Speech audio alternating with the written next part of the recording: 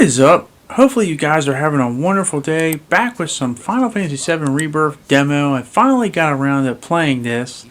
And as much as I want to say how much I did enjoy it, and I did enjoy it, I'd be lying if I didn't say there's a few things that I'm actually really worried about.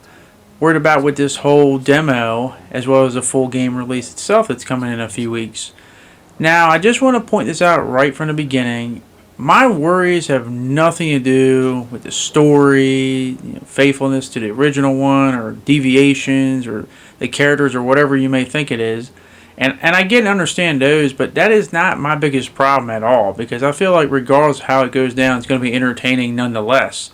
These problems, I think, are something more important, honestly, because I just feel like everyone has swept them underneath the rug. And I remember when Final Fantasy VII Remake came out, I heard a few people complain about this, and a lot of people just didn't, pay it too much heed. And I'll be honest, I was one of those ones as well, because I had a few biases. I was a little bit biased for a remake, and it's important to understand these biases as well as understand, why I felt the way I did. In my personal story, I hadn't played a Final Fantasy game I really enjoyed in the last 15 years prior to Remake. I said the last one I really liked was 12, so I was a little bit biased just to get back into the game. Not to mention, Final Fantasy VII was my first ever JRPG, so I have a little bit biased love for the game and the story, so I already knew that going in.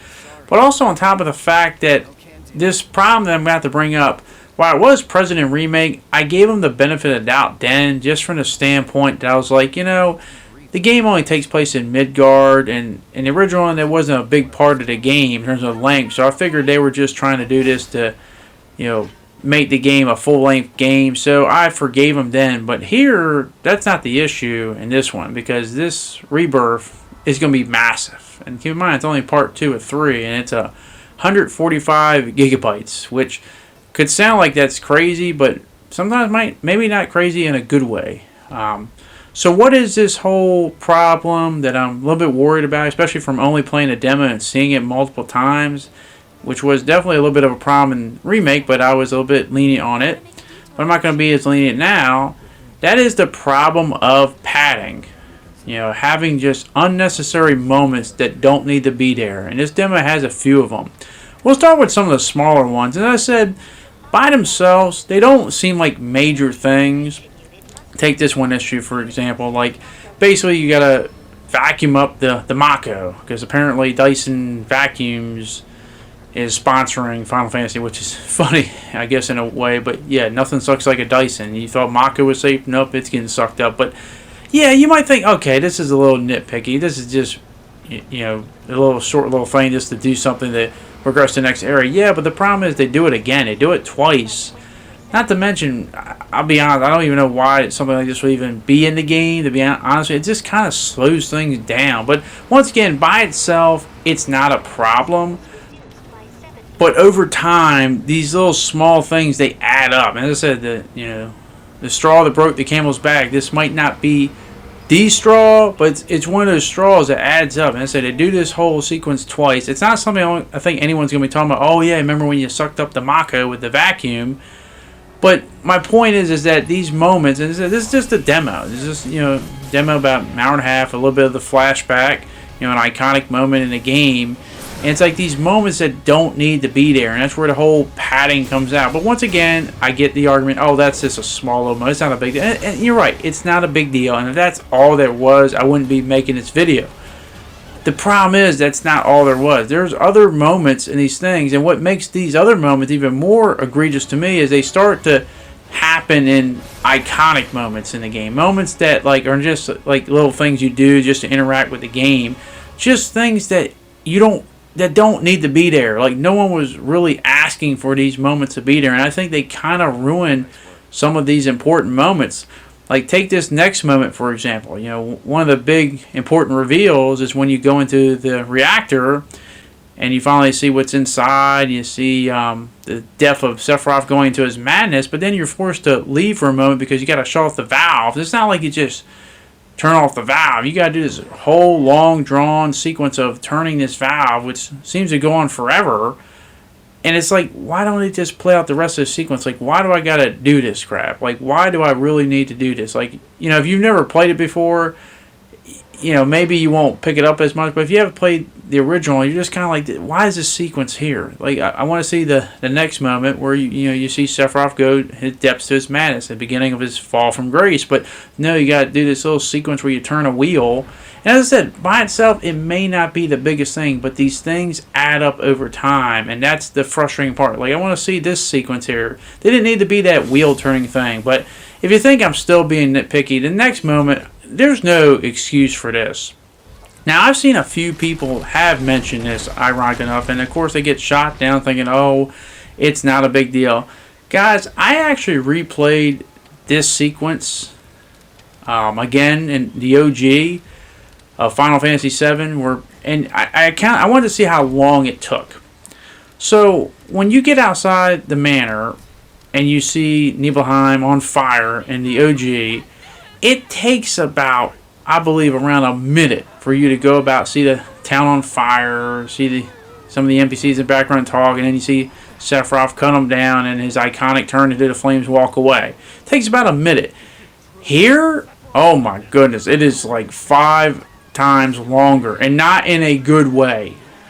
I'll tell you this right now, one of my pet peeves in gaming, I could literally go on a whole rant about this, is this stupid slow walk, forced slow movement crap that I've seen it so many times in games. It pisses me the hell off. I hate these forced slow walk sections. They had one in Remake where you first encounter Sephiroth and you had to force slow walk there just to get here, but now you're basically injured, and you just, I'm not gonna lie, he kind of looks stupid here. He kind of like this nudging thing. But my point is, he's walking like, he's a limp noodle. I mean, he's basically moving slower than an upside down paraplegic turtle with Down syndrome. And it's just like, and I know the defense. Oh well, you're experiencing this moment. It's an icon.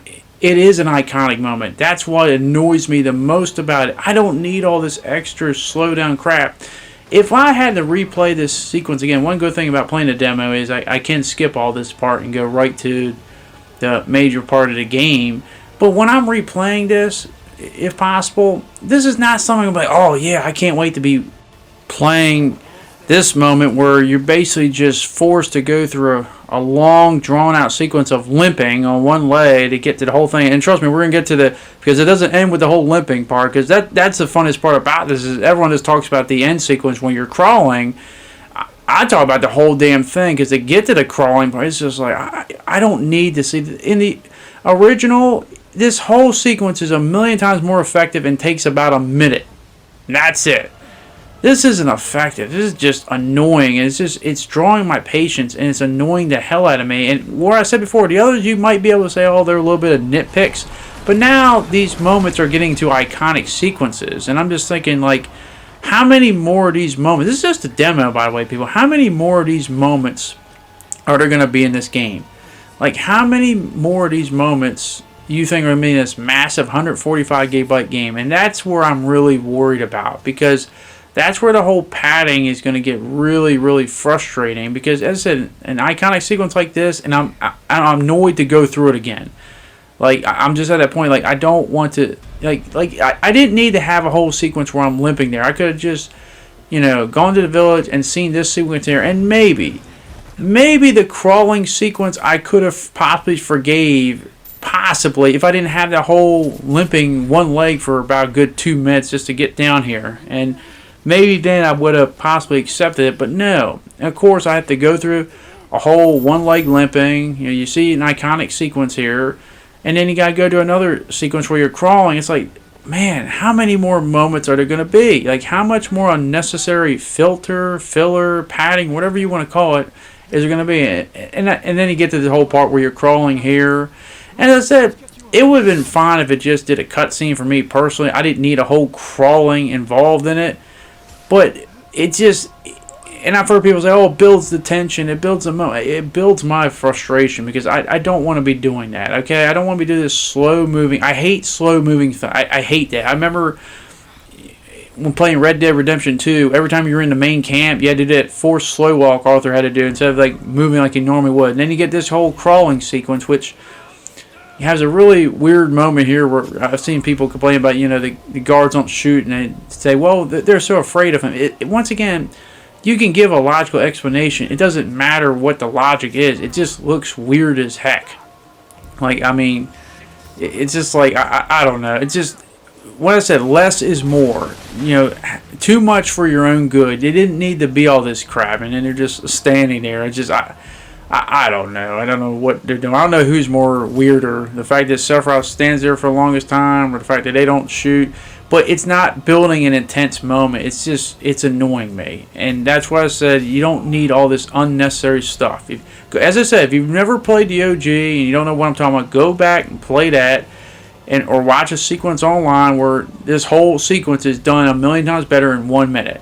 But if you still think I'm nitpicking, then take this for, the heart.